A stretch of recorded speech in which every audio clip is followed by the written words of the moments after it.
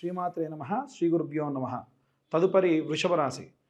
వృషభ రాశి వారికి సంబంధించి ఈ యొక్క మాసంలో ప్రథమార్థం తర్వాతి వారం కూడా ప్రశాంతంగానే ఉంది, కానీ ఆఖరి వారం అంత శ్రేయస్కరంగా లేదని మనం చెప్పుకోవచ్చు.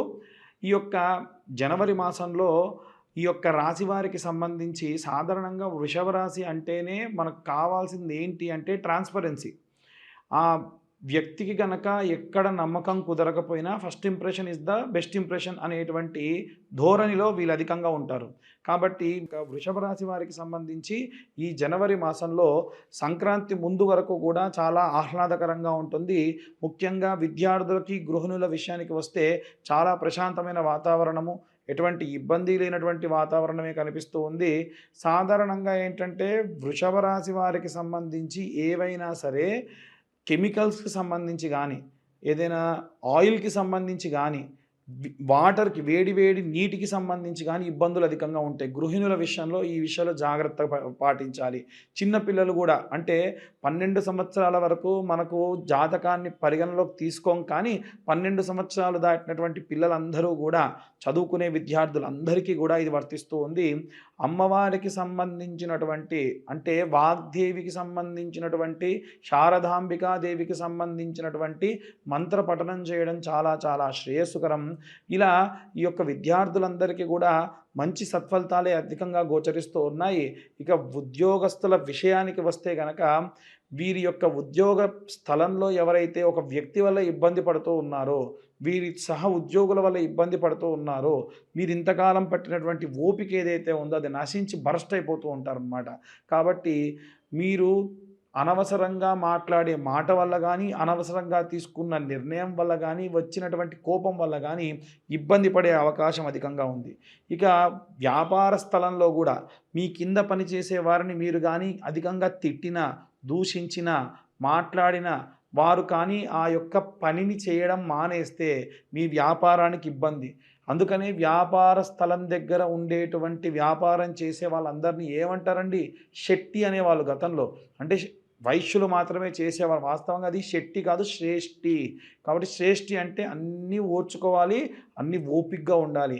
అలా ఓపికగా ఉండి మీరు కానీ నిర్ణయం తీసుకుంటే అద్భుతమైనటువంటి వ్యాపారం అభివృద్ధి చెందుతుంది ఈ మాసంలో.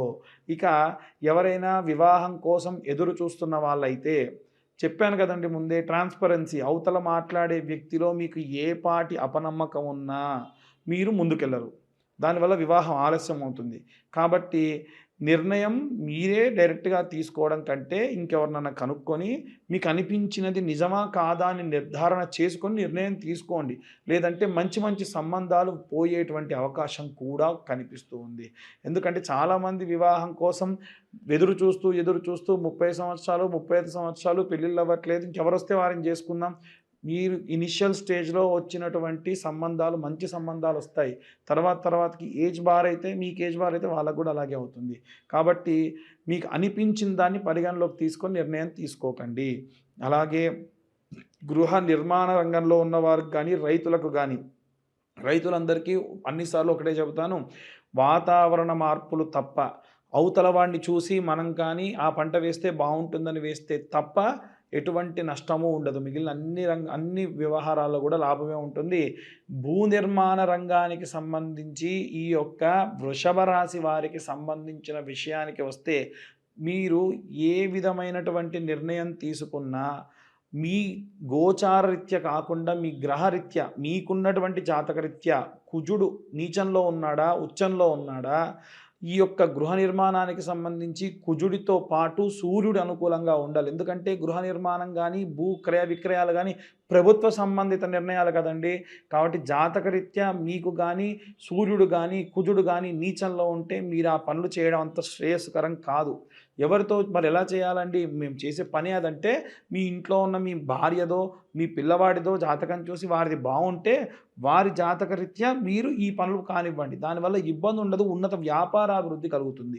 అలా తర్వాతకి ఎవరైనా సరే సినీ రాజకీయ రంగాల వారికి సంబంధించిన విషయానికి వస్తే, సాధారణంగా వృషభ రాశి వారిలో ఉన్నటువంటి లక్షణం ఏంటంటే అన్నీ వాళ్ళే వెరిఫై చేసుకుంటారు, వాళ్ళే చూసుకుంటారు, మనిషిని నమ్మరు, అవతల ఎవరిని నమ్మరు, నిర్ణయాలు తీసుకుంటారు.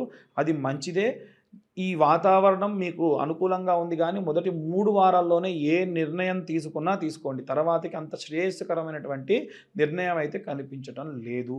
అలాగే ఈ యొక్క ఈ యొక్క వృషభ రాశిలో ఉన్నటువంటి కోట్ల చుట్టూ తిరిగేటువంటి వాళ్ళు ఎవరైనా ఉంటే క్యాబేజీ వేరు ఉంటుందండి. ఆ వేరుని మీరు మరుసటి రోజు ఉదయాన్నే వెళ్ళేటప్పుడు పాలలో నానబెట్టి రాత్రంతా నోట్లో పెట్టుకొని ఆ కోర్టుకు వెళ్ళడం వల్ల పనవుతుంది.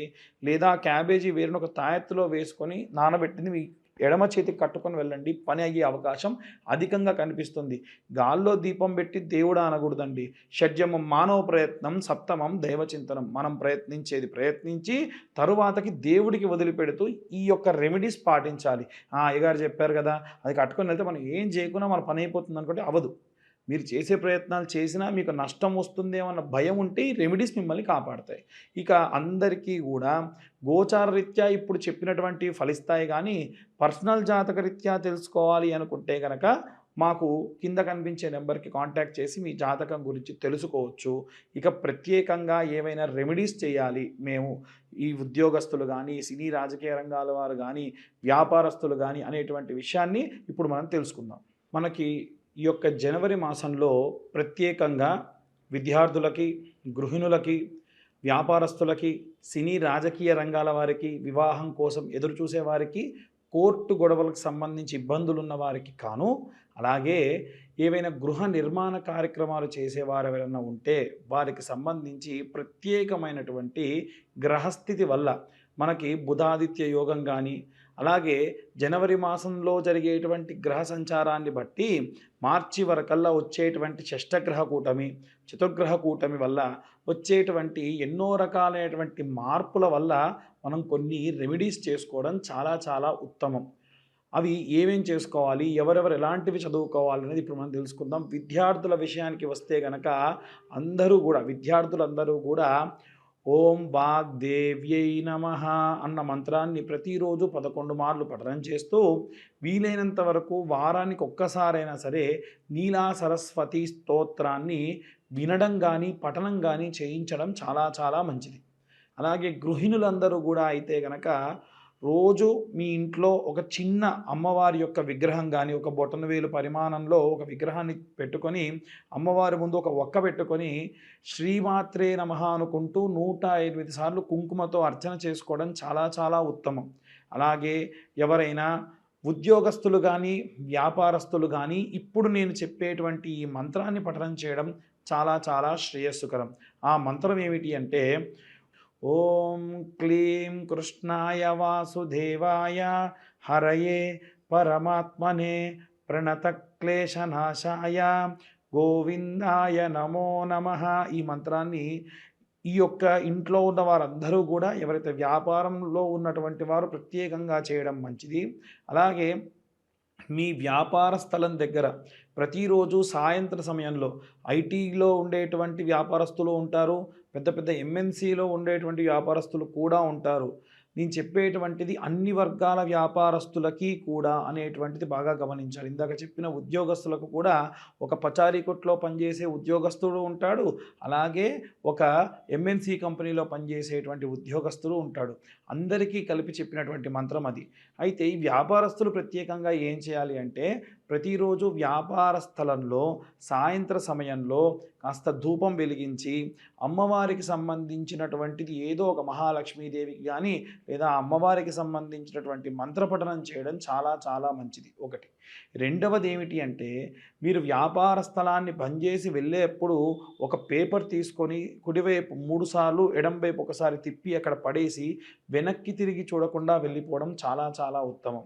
మనం మార్వాడీస్ని కానీ జైష్వాల్స్ని కానీ చూసుకున్నట్టయితే వారి వ్యాపార స్థలం దగ్గర ఇలా చేస్తారు. ఎందుకంటే మన వ్యాపార స్థలం దగ్గరికి ఎంతోమంది వచ్చేటువంటి వాళ్ళు శౌచముతోని మైలతోని అంట్లతోని వస్తారు. కాబట్టి అవేవి రాకుండా ఉండాలి, అవేవి మీకు అంటకుండా ఉండాలి అంటే ఈ రెమెడీ చేయడం మంచిది. అలాగే వ్యాపార స్థలం దగ్గర కౌంటర్లో ఒక పటికని ఉప్పులో పోసి గాజు పాత్రలో ఉప్పు పోసి పెట్టుకోవడం మంచిది. నిమ్మకాయని గాజులో వేయడం వల్ల అది తేలితే మంచిది, మునిగిపోతే అంత శ్రేయస్కరం కాదు. అలాగే మీ క్లీనింగ్ చేసేటప్పుడు కొంచెం ఉప్పు పసుపు వేసిన నీళ్ళతోని క్లీన్ చేయించడం వల్ల కూడా సకల గాలి ధూళి యంత్ర మంత్రాల వల్ల వచ్చినటువంటి దోషాలు కూడా పోతాయి. ఇక ప్రత్యేకంగా సినీ రాజకీయ రంగాల వారు కానీ, ఎవరైనా సరే కోర్టుల్లో పనిచేసి కోర్టు కేసులతో తిరిగేటువంటి వాళ్ళు పబ్లిక్ పోర్టల్లో బాగా ఉంటారు కాబట్టి మనకు దుర్గా కవచము అనేటువంటి కవచం ఉంటుంది. ఈ దుర్గా కవచం ఎలా ఉంటుందంటే శృణోదేవి ప్రవక్ష్యామి కవచం సర్వసిద్ధిదం పఠిత్వా పాఠయిత్వా చ నరోముశ్చేత సంకటాత్ ఇలా ప్రారంభమవుతుంది. అమ్మవారికి సంబంధించి 8 శ్లోకాలు ఉంటాయి. ప్రతిరోజు అది చదువుకోండి. ఎందుకంటే పబ్లిక్ పోర్టల్లో తిరిగేటువంటి వాళ్ళకి ఎంతో దిష్టి తగులుతుంది. అది పోవాలి అంటే ఈ మంత్రాన్ని చదువుకోవడం చాలా మంచిది. ఇక ప్రత్యేకంగా ఏవైనా సరే ఒక పఠనాన్ని, ఒక మంత్రాన్ని మనం జపంగా చేయడం మంచిది అనుకుంటే ఎలా అనుకుంటే, ప్రతిరోజు అసుర సంధ్యా సమయంలో పంచాక్షరి మంత్రం అంటే ఓం నమః శివాయ అనే మంత్రాన్ని పఠనం చేయడం చాలా చాలా శ్రేయస్కరం. నిర్మాణ రంగంలో ఉన్న వాళ్ళైతే గనక శరవణ భవాయ విద్మహే కార్తికేయాయ ధీమహే తన్నో స్కంద ప్రచోదయత్. ఎందుకంటే ఆయన భూమిని చీల్చుకుంటూ పుట్టాడు కాబట్టి భూమికి సంబంధించిన మంత్రం, కుజుడికి సంబంధించిన మంత్రము, సుబ్రహ్మణ్య స్వామికి సంబంధించిన మంత్రం చాలా చాలా కాపాడుతుంది. ఈ యొక్క మంత్రపఠనాన్ని, రెమెడీస్ని ఫాలో అయ్యి అందరూ కూడా చాలా శ్రేయస్కరంగా ఉంటారని కోరుకుంటున్నా. అందరికీ కూడా మకర సంక్రాంతి శుభాకాంక్షలు, అలాగే నూతన ఆంగ్ల సంవత్సర శుభాకాంక్షలు. ఎవరైనా సరే జాతకాలకు సంబంధించి ఫోన్ చేస్తూ ఉన్నారు, దయచేసి వాట్సాప్ చేయండి. ఒకవేళ కాల్ చేయదలుచుకుంటే కింద ఇచ్చేటువంటి నెంబర్కి మీరు కాల్ చేయొచ్చు. పూర్తి జాతకాన్ని 60 పేజీల్లో క్యాలిక్యులేషన్స్ చేసి మీకు పంపించి పూర్తిగా మీతోని ఒక అరగంట సేపు మాట్లాడడం జరుగుతుంది. ఈ క్యాలిక్యులేషన్స్కి గాను మాకు కాస్త 3 నుంచి 4 గంటల సమయం పడుతుంది. గతంలో చాలామంది 5,000, 6,000 తీసుకునేవారు ఉన్నారు. కానీ కేవలము 1,521 రూపాయలు మాత్రమే తీసుకుంటూ అందరికీ కూడా ఈ జాతక వసతిని కలిగిస్తూ ఉన్నాము. ఎవరన్నా కావాల్సి ఉంటే కింద కనిపించే నెంబర్కి ఫోన్ ఆర్ వాట్సాప్ చేయగలరని కోరుతున్నాము.